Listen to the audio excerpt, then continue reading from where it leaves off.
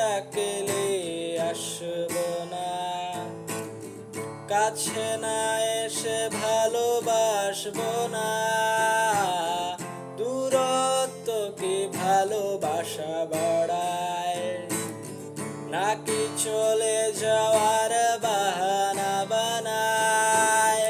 দূরের আকাশ নীল থেকে লাল, গল্পটা